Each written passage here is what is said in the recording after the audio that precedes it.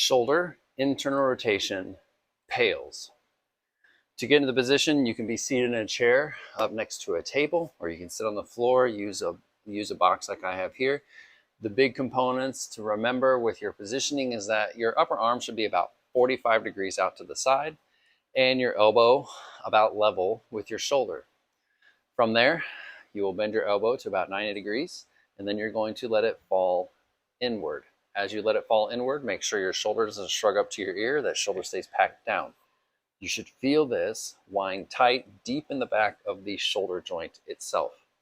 Then you're going to give yourself a little extra pressure to further move into that range of motion and pull the back of the shoulder even tighter. This is the position. If you are performing PAILS, if you are doing this in conjunction with a positional hold, do your positional hold. You can pause here and then push play once you've completed your time of holding.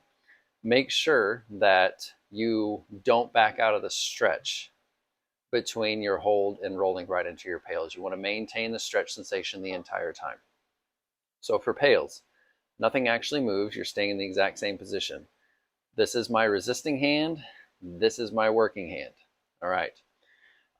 You are going to use the muscles of your shoulder to try to rotate out of the stretch, but it's going to be blocked by this hand. So this hand's pushing down. You feel it wound tight in the shoulder.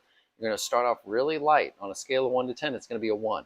And you're going to try to start to rotate out of the stretch. But this hand, your resisting hand, is not letting it happen. You'll feel it wind tighter in the shoulder.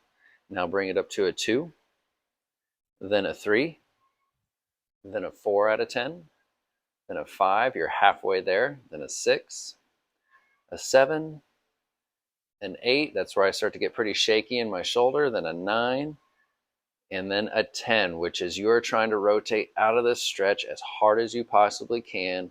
Keep holding it, keep holding the contraction, keep holding it, do not back down, and then slowly relax your contraction all the way back to 0. We do not turn contractions off like a switch. We turn contractions down until they are completely relaxed. Upon relaxation, if you feel like you can move your shoulder deeper into the range, go ahead and take up that space. If you don't feel that you can, then stay right where you're at. If you feel like you weren't actually able to produce any strength with that contraction, trying to rotate the shoulder out of the stretch, simply back out of the range enough, just enough to where you feel like you actually can produce that contraction strength. I want you to feel like you can produce a strong contraction, one that really ramps up the tension you feel in the shoulder. In real time, when you do this, if you're doing it in conjunction with a positional hold, you'll do your positional hold, then you're going to roll right into these PAILS contractions without coming out of the stretch.